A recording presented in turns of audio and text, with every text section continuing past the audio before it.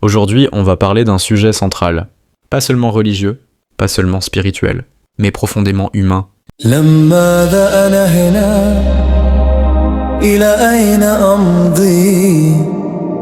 La relation entre l'homme et Dieu.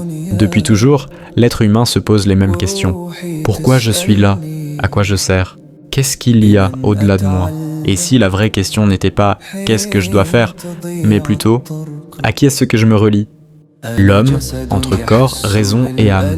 L'être humain n'est pas qu'un corps.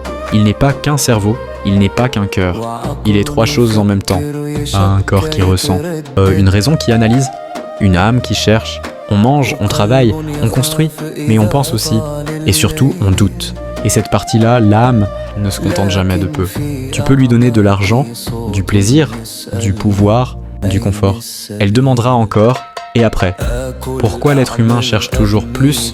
Depuis Adam, l'homme est un chercheur. Dieu lui a donné le savoir. Pas comme un privilège, mais comme une responsabilité. Quand Dieu dit aux anges « Je vais établir un califat sur terre », il parle d'un être capable de comprendre, de choisir, de porter une mission. L'homme a reçu la conscience, le libre arbitre, la capacité de raisonner. Mais avec ça vient aussi le doute, la critique, l'orgueil, la confusion. On cherche toujours plus parce qu'on sent, au fond de nous, qu'on n'est pas complet tout seul. Même quand on réussit, on ressent un vide. Ce vide, ce n'est pas un défaut, c'est un appel. L'humain au centre de la création, mais pas au centre de l'univers. Oui, l'humain est au centre de la création. Tout est fait pour qu'il puisse vivre, réfléchir, évoluer. Mais attention, ça ne veut pas dire qu'il est le centre de l'univers. Ça veut dire qu'il est responsable. Dieu nous a donné la connaissance, la puissance et une autorité sur la terre, mais pas pour dominer sans conscience, pas pour vivre sans direction. Le savoir sans Dieu devient orgueil, la force sans Dieu devient violence, la liberté sans Dieu devient perte de sens. L'islam, pas des règles d'abord, mais une relation. Beaucoup de gens pensent que l'islam, c'est une liste de choses à faire et à ne pas faire.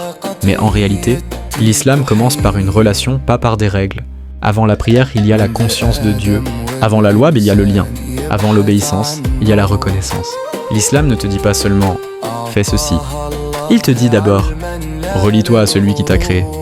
Quand tu te relies à Dieu, ton cœur s'aligne, ton esprit se calme et ton corps retrouve sa place. Les règles ne sont plus une contrainte. Elles deviennent une cohérence. Le vrai sens de la vie. Le sens de la vie, ce n'est pas juste réussir.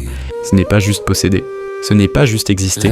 Le sens de la vie, c'est se relier à Dieu et vivre en accord avec cette relation. Tu n'adores pas pour Dieu, tu adores pour toi. Parce que Dieu n'a pas besoin de nous, mais nous, on a besoin de lui.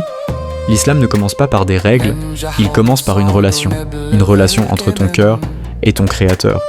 Si ce message résonne en toi, abonne-toi pour continuer cette réflexion et partage ton point de vue en commentaire. Où en es-tu, toi, dans cette quête de sens ?